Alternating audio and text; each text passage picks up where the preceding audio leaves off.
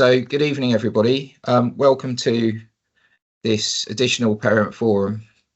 The agenda for tonight is around just one topic, which is mobile phones in schools. You will have received my correspondence last week that did two things. First of all, it reset the expectations in our academy that mobile phones are not used, seen or heard at any time. And secondly, it will have introduced parents to something called a focus pouch, which would be the method by which we intend to work with our students to help them to ensure that mobile phones are not used, seen or heard. So really that's the purpose of tonight's discussion, is to explore that in some depth and detail. We have sent out a survey to parents asking them to provide some feedback about the concept and identify any areas that they feel could be problematic. So far, we've had 54 responses to that survey, which was sent to all of our parents and carers. And what I will do as we go through this presentation is just highlight some of the key themes and questions that were raised as part of that consultation, which ends on Friday. As always, the purpose of this forum is that it's an informal place for us to share our views on how we intend to improve this academy. It's used to influence our approach to learning and teaching. It's a channel through which we are able to share our improvement strategy. And it's also an informal way of consulting on behalf of the local governing body. As ever, there are some restrictions around the use of this forum. What I would say is, if you have any questions or concerns involving your own children, please drop into one of our sessions on a Wednesday morning, and one of my team or I will be more than happy to talk through those concerns with you. So I'd like to do, first of all, is just set the context really of how the mobile phone has evolved, leading right the way up to 2010. The first smartphone, and the first Apple smartphone in particular, were introduced to the market in 2010. And since then, really, the way that we interact through our mobile devices, but particularly through smartphones, has really changed, and it's altered the way that we as a society function in lots of different ways. This is just some examples of how the smartphone has really impacted on our daily lives, whether it be increasing stress, enabling people to take their work home, or the way that we use our phones through what would have previously been a kind of sacrosanct family time has changed quite dramatically. There has been a positive side to the implementation of smartphones and a negative side in terms of either interaction, the way that young people can, and people in general can, share their experiences through social media, and also distractions. And in particular, this evening, we're looking at how a smartphone can distract a young person from their learning.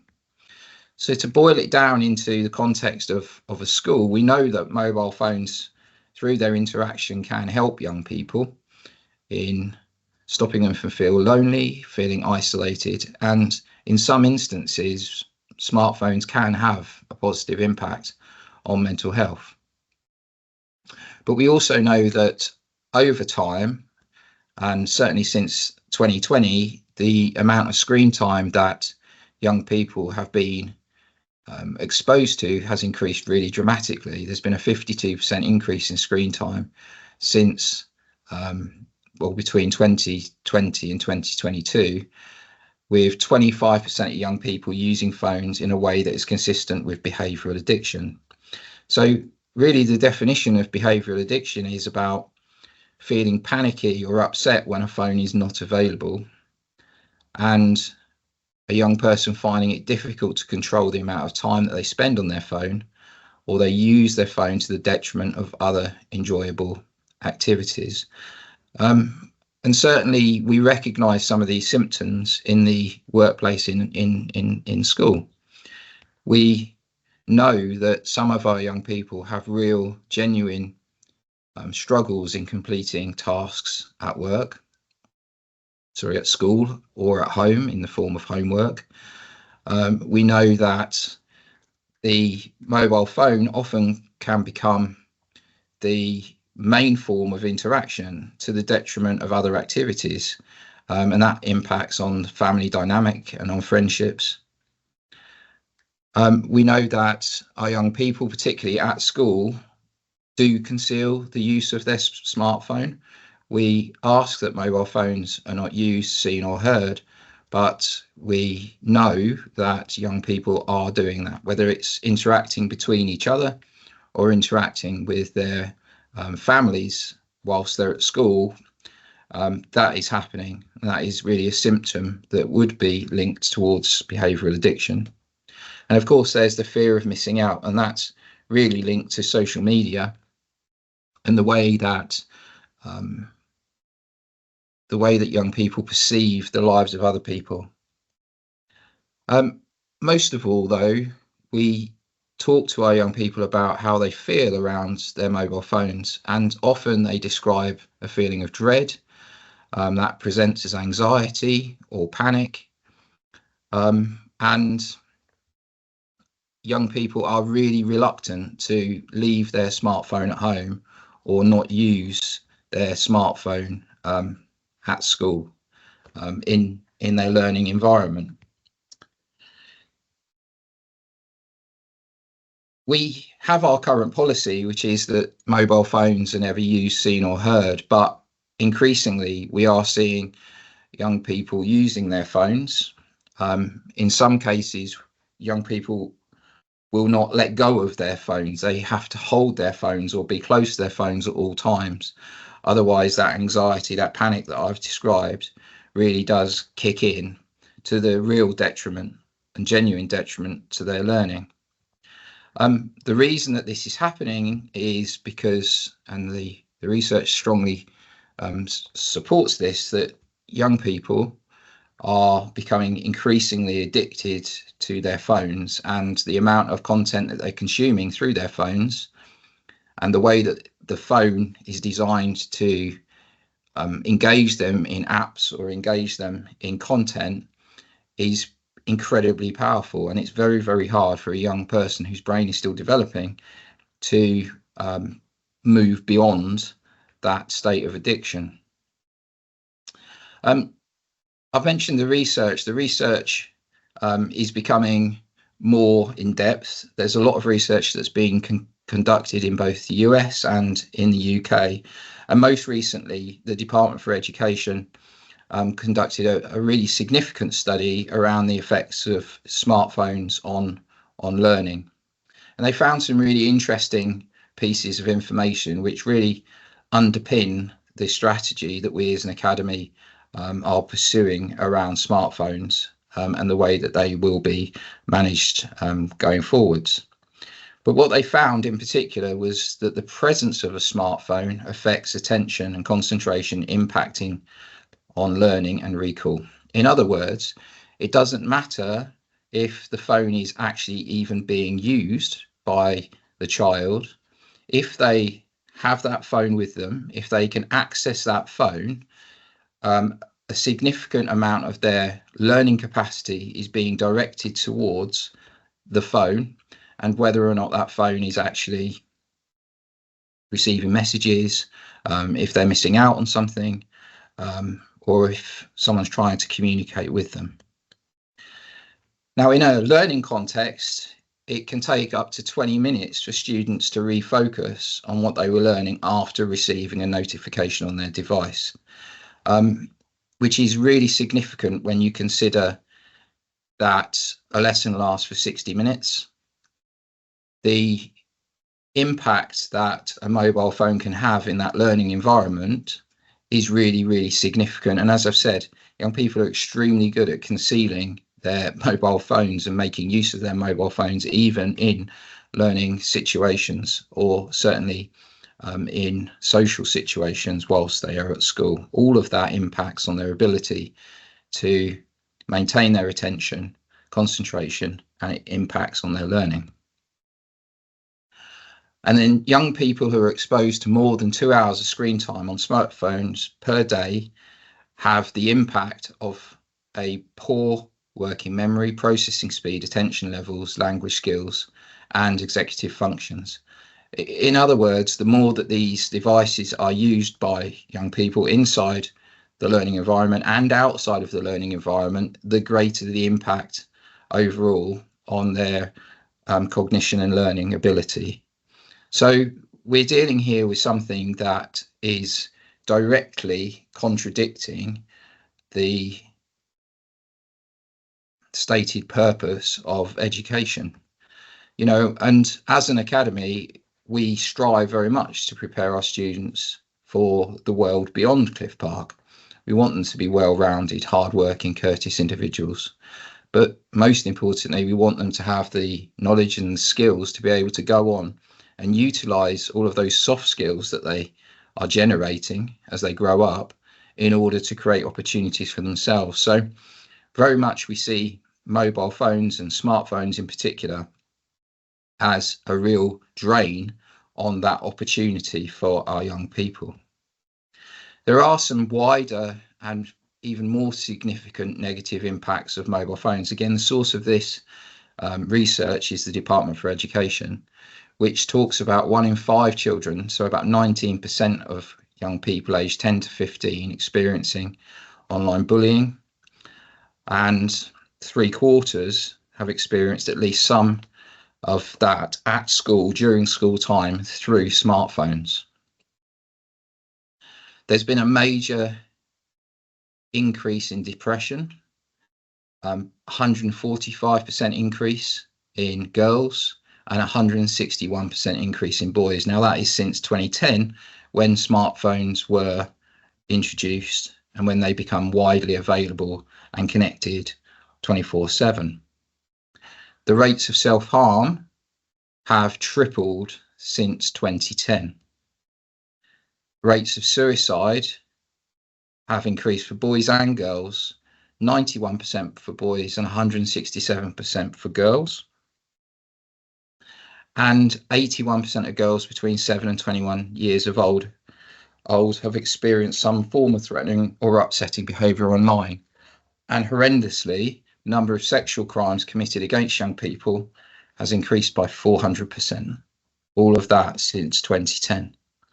So I don't think that there is much dispute about the impact of smartphones on learning, or indeed the impact of smartphones, if used excessively, on a young person's mental health. That is now really unrefutable.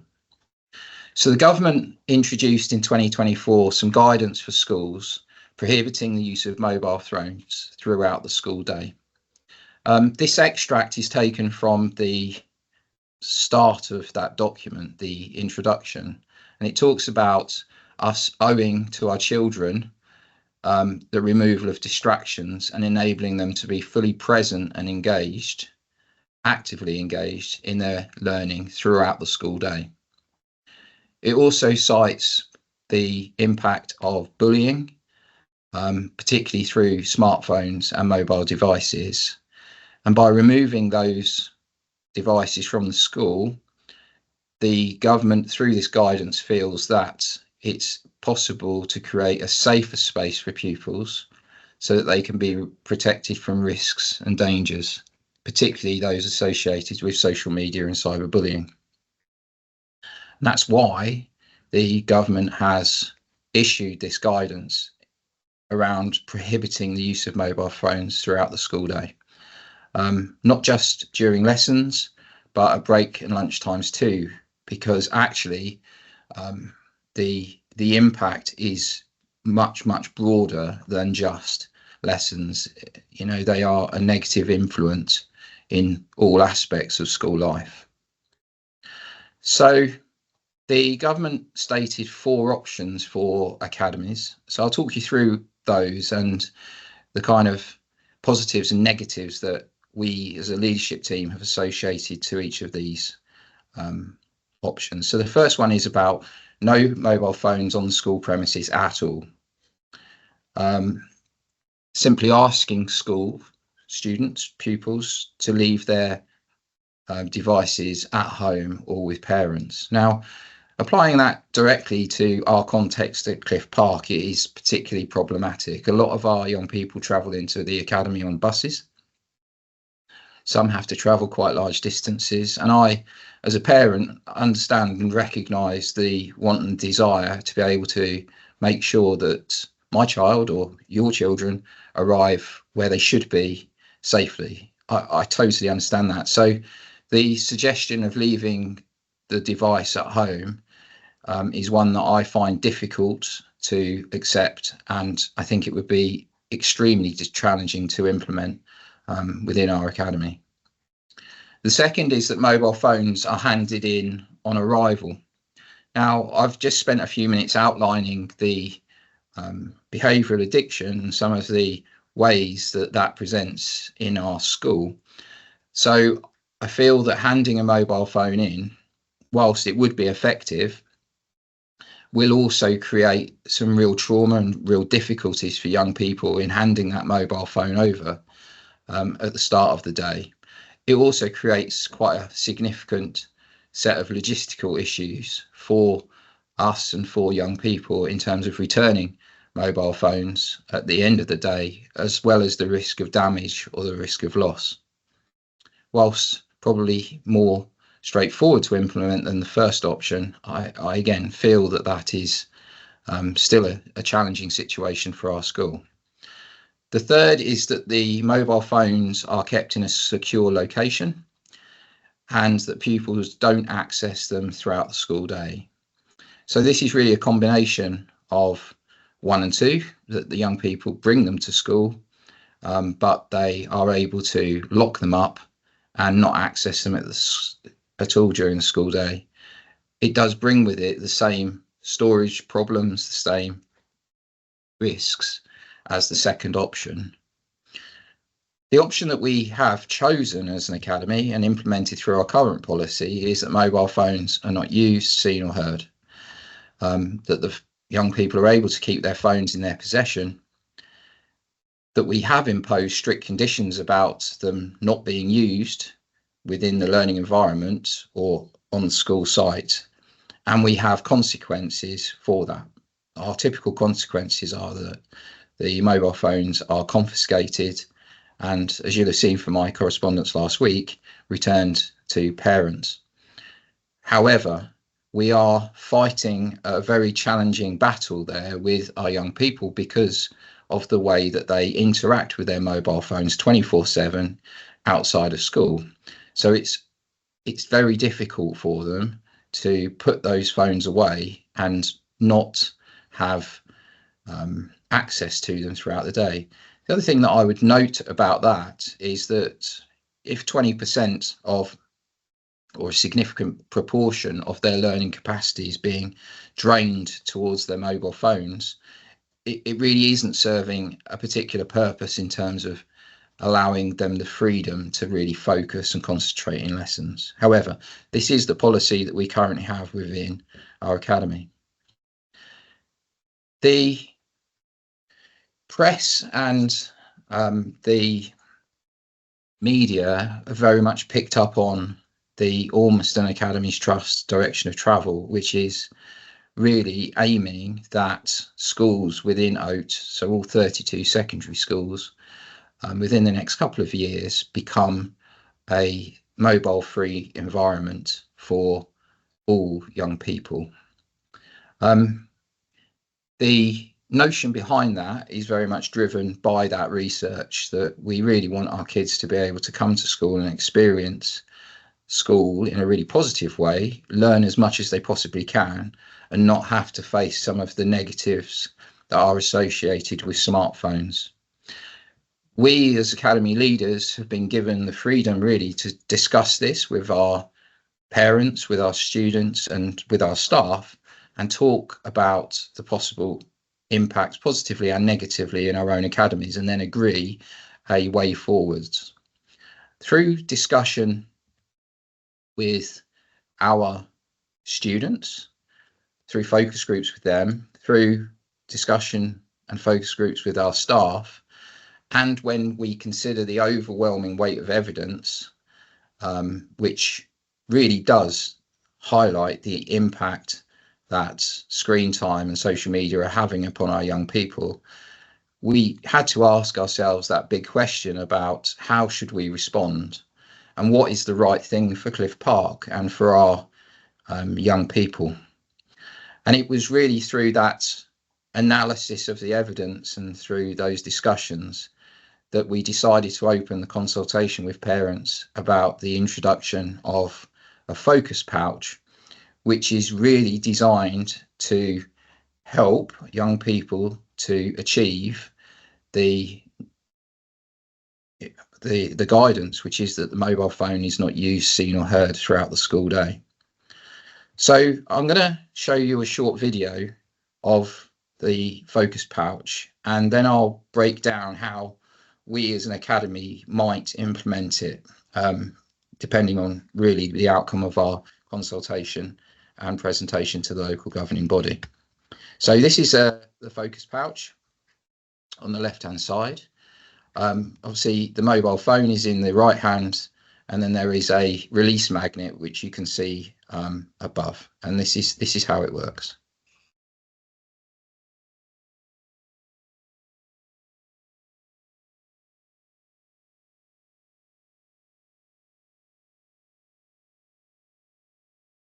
Okay, I'll just play that again for everybody so that you can see that clearly.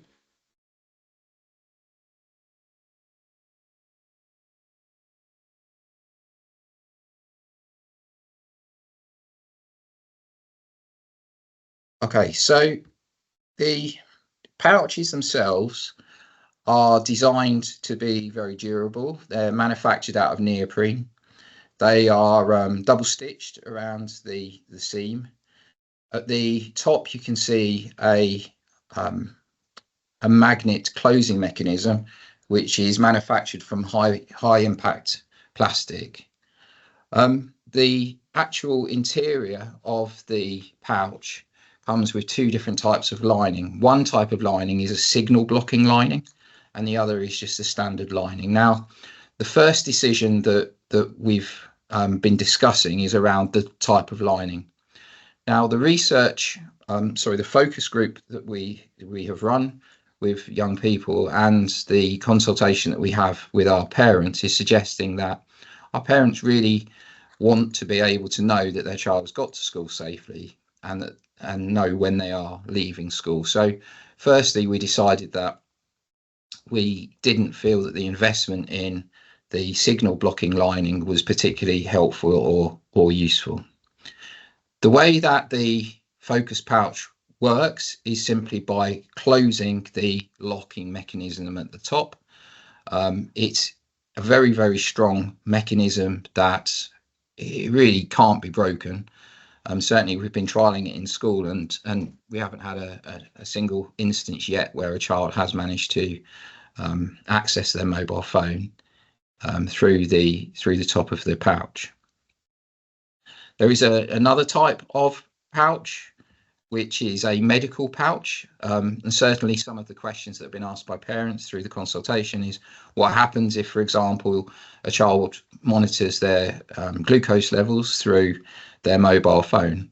Well, these pouches lock together using Velcro. So if an alarm were to go off, if the child needs to access their mobile phone to monitor that app, then they can easily do that without having to unlock the magnet. The unlocking process is very, very quick. I'll show you a short video of this student unlocking their pouch in just a second, but in essence, it's around about 2 seconds. So the the speed at which the young people can access their phones at the end of the day is very quick indeed. We know that a lot of our kids have got mobile phones, so making sure that we have an efficient way of unlocking pouches as they leave the academy and the academy site is really important. So I'll just show you a video of this student unlocking their pouch.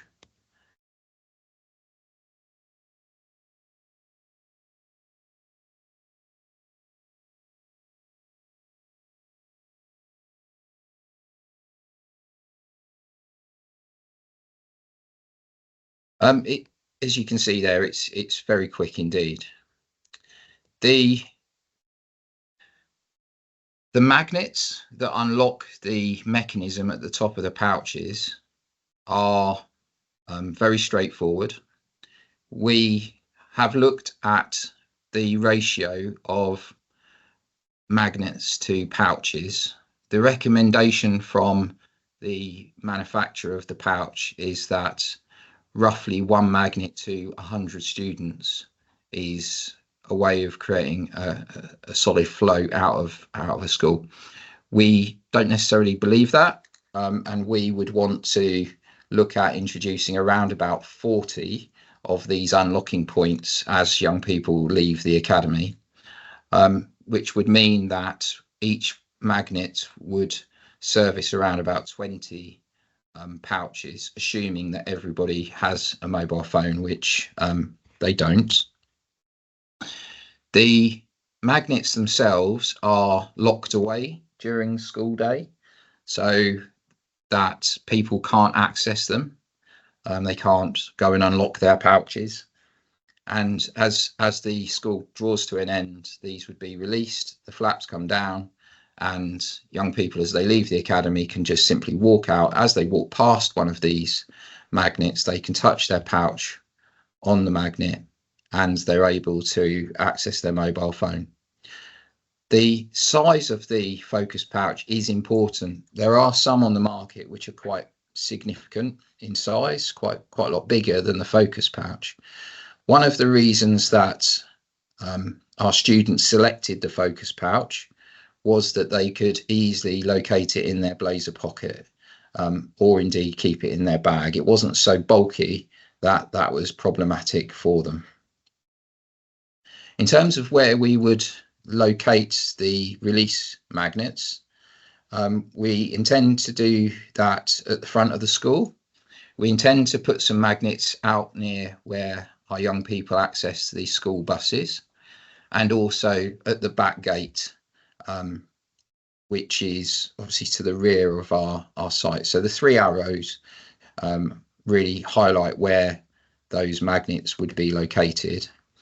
And this is just a mock-up of what it might look like for our students as they leave the academy site. So they would simply walk up to the magnet, touch their pouch, and as they walk out of the site, they'd be able to release their mobile phone from their pouches, meaning that by the time they get to the school bus or by the time they get off site, they're able to access their phones.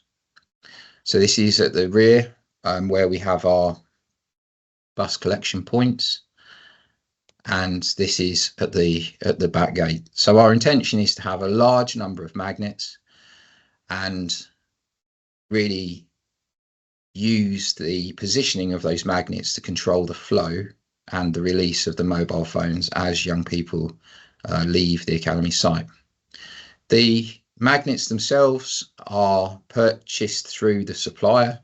If we were to find that there weren't enough magnets, or if there were significant delays, then we would have the opportunity to purchase more and to make it more accessible for our young people. Now, in terms of implementation, the intent would be that the academy would purchase the pouch for our young people in the first instance. As year 7 come up in a year's time, we would add that pouch to our uniform list. One of the reasons that we've selected the focus pouch is that it's really quite cost effective. The cost of the pouch is £10. What I'd like to do now is just move on to some of the themes and the questions that have come through the consultation so far, as I think that will probably add some clarification around how we would intend to implement this solution at our academy. So one of the themes is about being able to contact their child in an emergency. Now, the current policy is still that a child shouldn't have their phone on. It shouldn't be seen, it shouldn't be used, it shouldn't be heard. Therefore, really, there isn't a change in this approach at all. If a parent needs to contact their child, they can do so through the school. They can do that by phone, they can do that by email. What we would do, in addition to those forms of communication, is we intend to introduce a texting service that would enable parents to contact deputy heads of year directly, which again will hopefully speed up communication. But there is no change here. As it currently stands, a child should not have their phone on. They should not be looking at their phone. They should not be hearing their phone throughout the school day. So really, there is no change to the way that a parent would contact their child during a school day if they really had to. What if a child needs to contact their parent during a school day? Well, we have two options there. Either the child can use a school phone, or indeed an adult could contact the parent on behalf of the child. We will have some unlocking stations in the school building that would enable a child to take the pouch to the unlocking station, unlock it, and under supervision would be able to call home and speak to their parents. There's some questions about the technology going wrong. Now, we've had a number of these pouches on test at the academy. We've asked students to try to access their phones in the pouches. We have tried to break into the pouches ourselves. They are extremely durable. We haven't had one that's gone wrong yet. Obviously, if there was a problem, there would be adults on hand to support the child in accessing their mobile phone. But to this stage, to this point, and through the research that we've done, we've tried to select a product that is really durable, where it's very unlikely that it will fail, and prohibit the access after it's been unlocked for the child. I've mentioned the number of unlocking points. We believe that a 1:20 ratio is probably going to be more effective for our site, given the way that young people decant from it. We think that 1:100 is probably too slow, and that we would want to change that. But as I've already mentioned, if we need more unlocking points, we can add those retrospectively after the launch of the pouch. What happens if a pouch gets vandalized? Well, we would be replacing the pouch, and we would be charging parents for that replacement, given that we have provided the first focus pouch for the child. What happens if it gets lost? Exactly the same thing. We'll be providing the first pouch.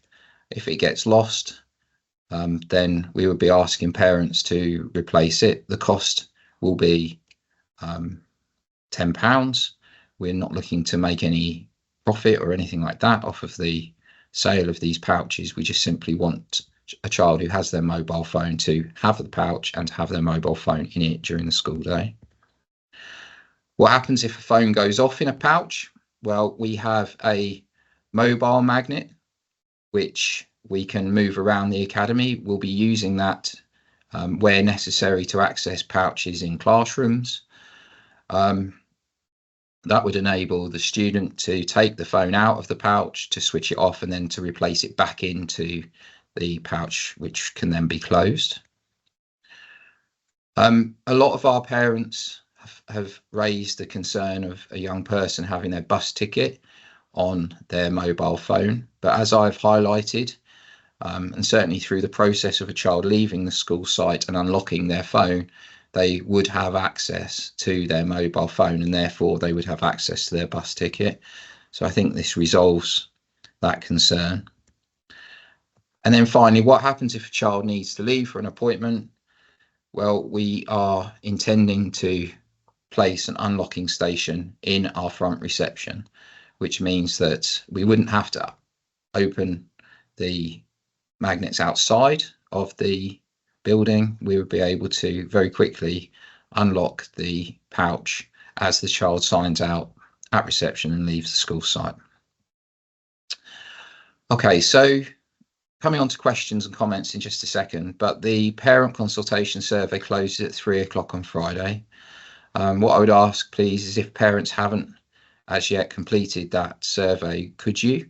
I think the information that it is producing for us is really helpful and is going to be used to shape this strategy as we move forwards. I want to make it really clear that we are not banning mobile phones.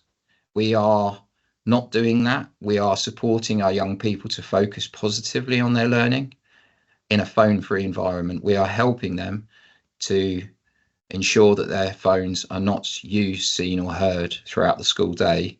And we are trying to create an environment where they can really focus in on their own concentration and on their own learning. We are taking a very specific approach around this. First of all, we are, through our discussions with young people, trying to be extremely positive rather than negative. We know that the byproduct of this implementation will be that young people will essentially be freed from their devices during the school day in order to focus on their learning. That's a real positive, and it's something that our students, certainly those that we've spoken to through our focus groups, are relishing and looking forward to. We know that it's a strategy that is unlikely to deliver 100% removal of phones from the school. It just won't.